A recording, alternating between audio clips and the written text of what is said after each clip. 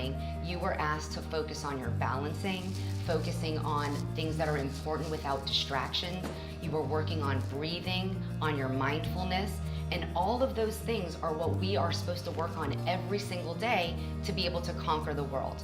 And for you ladies, some of the things that are really important are being able to form your habits in your workouts and of course with your eating. So what I wanted to be able to do today is I really wanted to get an idea of the practicing of the skills that you're doing, whether they're in the journals that you're being asked to do, or whether it's through the yoga or your meditations and workouts, how you're using that inner dialogue and some of those positive things that you're experiencing in your everyday life. So I want to hear from each one of you a little bit about how it plays out in the areas that you're feeling most challenged. Does anybody want to go first?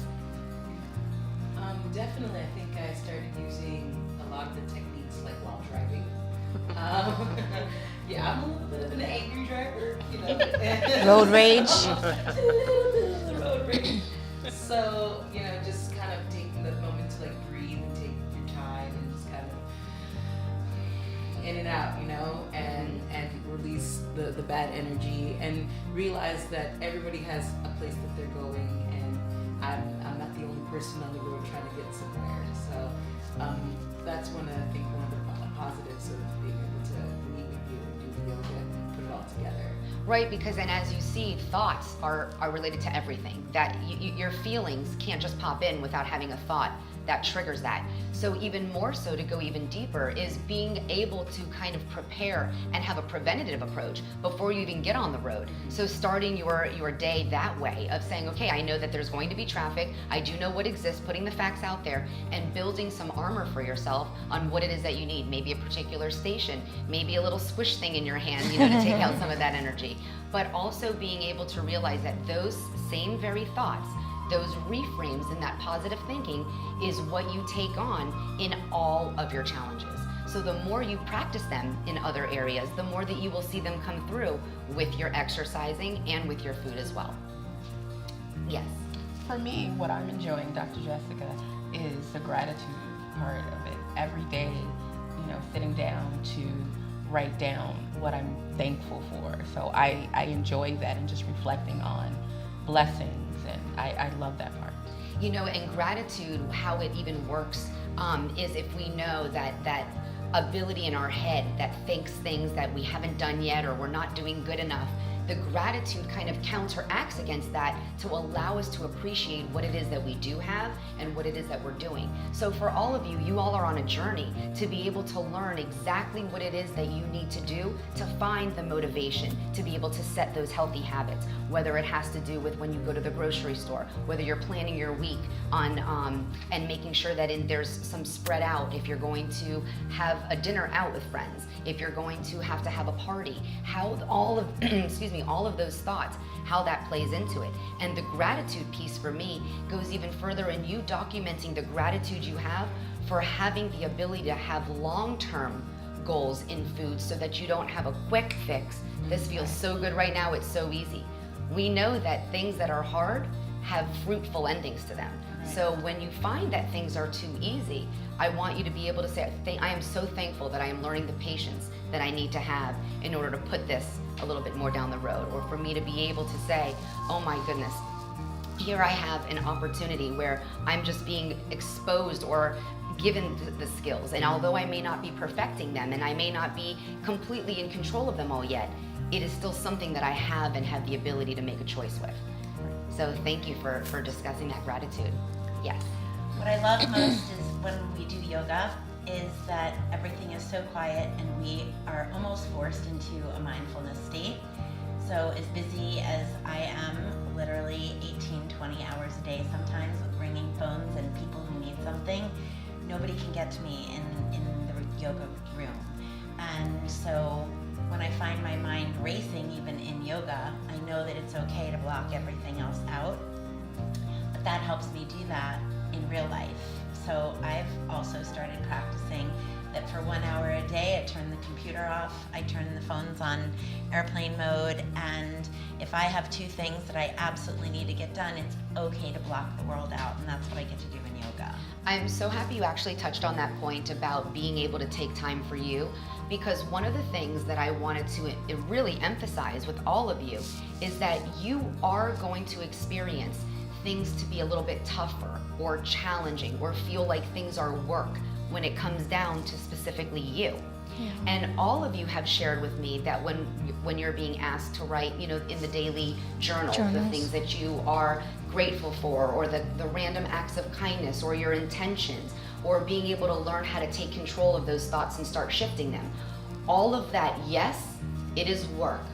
But that work is something that you need to be able to set aside for yourself and time and saying, I am worth this. This is important to me. And giving yourself that appointment will change the way that you enter into all of the different circumstances into your life, because it will shift your perspective. You can't be able to understand perspective until you understand mindfulness. And so that allows you to be mindful. And again, yoga, meditation, it could be workout, it could be just sitting and staring in nature. Everybody needs to find their niche, their own way of what makes them feel comfortable. But once you find it, take hold of it, because that passion will lead you to your happiness. In my case, my stress level was sky high before I had this opportunity, you know, to have the exercise, which I never did before. Yoga, first experience was now. You know, seeing you and you giving us so many tools to use to make things better and easier, and to think of ourselves more. There's so much, you know, that I didn't think about before. And so with me, it was, you know, focus on the kids and the baby and, you know, my fiance and, you know, so many things for so many people and never me. And now I get the chance to do exercise, and the yoga is so relaxing. I come home with a different attitude and my mood is so much better. I used to be so stressed that my kids would tell me, gosh, Mom, what's wrong with you?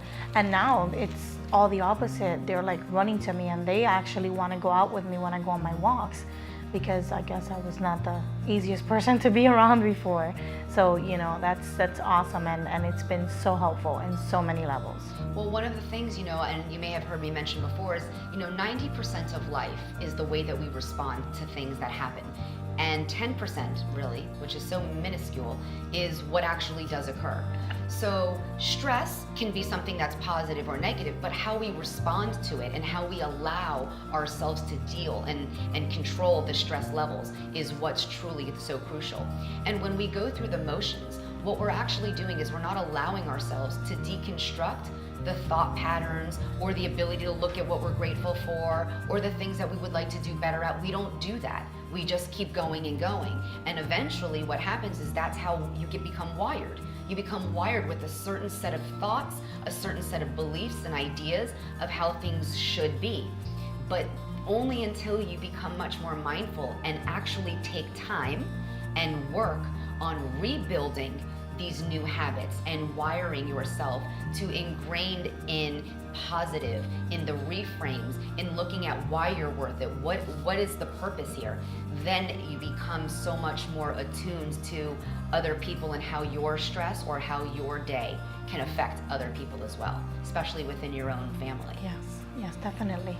I have been seeing a positive change the way that I'm running my business. As a business owner, I always felt like I had expectations put upon me by others that I needed to meet every day, whether it was phone calls or emails or text messages. And I had a problem with saying no. I would get emails at 12 o'clock at night and expected them to be returned. And I'm finally seeing that I'm capable of saying no. And as a friend of mine taught me, a hard stop at 7, that's it, work stops. And taking more time for myself. I was attached, as you know, to my cell phone, or I was attached to whatever, like my calendar. And I've been able to, you know, utilize my staff better and kind of, you know, break the umbilical cord, because I was too much of a control freak.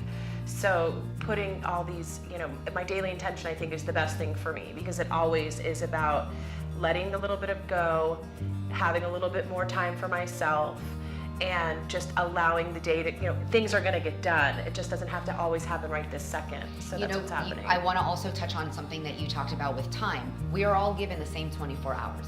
There's nothing, it exists. So what do? We've got to take control of the things that we can. And how you use your minutes, your days, your hours, all of these things is based on what you choose as what's important. And so I would love for you to speak to what you have found in this journey so far, how even something you were asked to do, waking up super early in the morning, was not ever something that you would have considered, but how it's shifted into your life and transformed your whole entire ethic of how you even see yourself. I never woke up before 7. And now my biological clock is literally waking me up at 5 o'clock in the morning. And I mean, I'm up, I'm ready to go, I'm working out, I'm showered. I am more productive now, whether it's my studies, my business, even in the, reacting not negatively anymore towards my family. I'm present. I have a mother who is going through cancer treatment, and I'm present now. Before, I would be blocked off.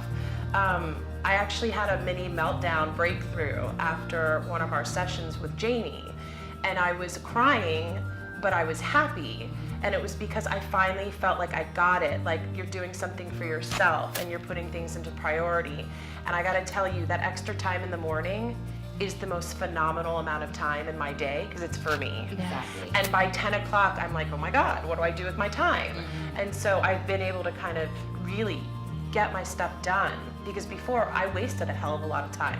That's exactly what happens. We waste so much time, but we don't have the mindfulness to realize or deconstruct or be assess.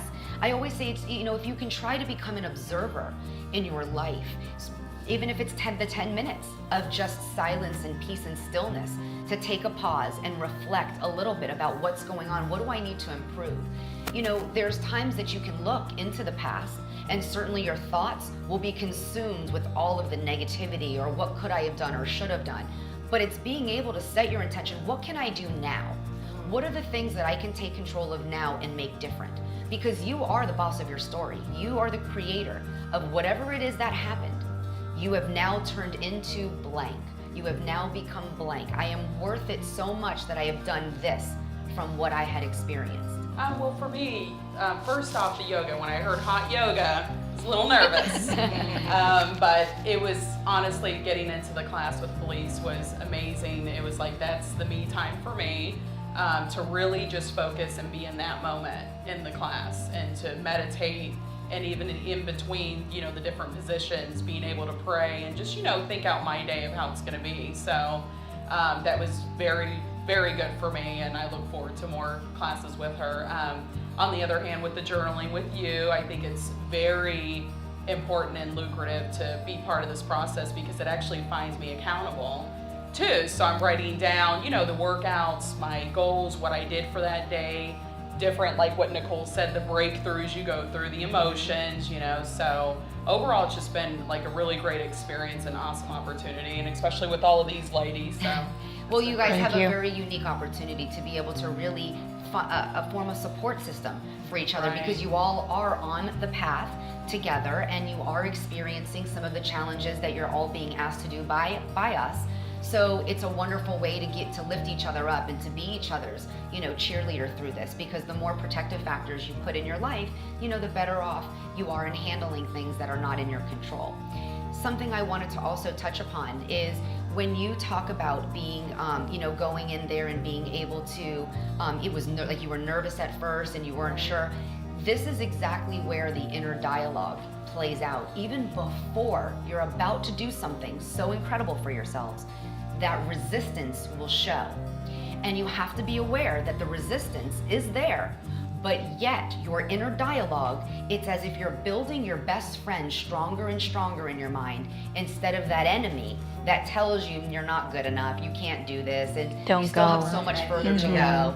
Exactly. They say if you just drop the E and you just go, you'll have it. But really what it comes down to is catching yourself as much as you can in your inner dialogue, and because your brain listens, you hear what you're saying. And if you even say like, uh-oh, it's hot, as opposed to, ooh, hot, something new and interesting, it may make me a little bit more flexible. It may give me a little bit more cleansing, and I'll release all these toxins. There's so many shifting thoughts that can take over. So you've got to practice that inner dialogue. And what it leads me to also share with you is that actual piece of the journey. Your inner dialogue is what creates your journey process. The events are not what it is. It's how you feel as you're going through the challenge, and how you feel after you've done the challenge, how you feel when you recognize something, how you feel when you've held yourself accountable for something that you hadn't before. All of those pieces is the meat in your journey. And so again, like I said in the beginning, the 90% of your life is based on how you respond. All of those little small pieces of how you feel are related to this experience entirely. Well, Dr. Jessica, the challenge for me is time. And we all talked about having time during the day. For me, I have a full-time job, I'm a single mom, I'm PTA president, now I'm the PTA treasurer, and finding time for worship and all sorts of things. So I have so many things going on. So those negative ants, get up like, you don't have time for this, you can't do this, you don't have time to go to the gym today, you have to do this. So that's been a challenge, fitting it all in and listening to the good person on the side saying, you can do this, you can fit all this in. And that's what I struggled with. Time is a huge factor, but it's a life practice of being able to really try to get that in place. And so we will certainly be working a little bit more on really figuring out where time could be applied best in your schedules. I think for me, the struggle in the beginning is really looking at the amount of weight that one has to lose, and you can definitely get caught up in the number and get stuck on that. And then touching on like what Patricia mentioned about the celebrations, had my son's 9th birthday, and actually to have the cake there and like not partake was a little like, wow, this is interesting. And it actually got emotional, and it sounds childish because you think, oh, it's a piece of cake, like get over it. But in reality, you're so used to being involved with everyone else, it's hard to, but I did the right thing, said no, and everybody understood and supported that. So it is definitely about changing your mindset and kicking those negative thoughts, even like Nikki said with the workouts. Because we'll be there and I'm sitting there like cursing my body out. So I'm like, my arms are shaking, come on. Like they're not wanting to do that next push-up, but you really have to just think the goal, the end goal, and then you get there, so. Yeah, you ladies touched upon such wonderful pieces of the process. There's positives and there's negatives, and they both exist. They're always going to be there, and it's what you choose and select to look at to drive you. It's not based on fear, it's not the negatives, but it's really what it is that you want, and it's that confidence that gets you to your goal. So I am just so thankful that I got to meet with you guys in the morning, because now you get to take all of this from what you've got from here, what you got from your yoga, and you get to start off your day on the right foot, like a clean slate, and have the most incredible day. That's awesome. Thank you. Thank you. Thank you so much. Thank you so much.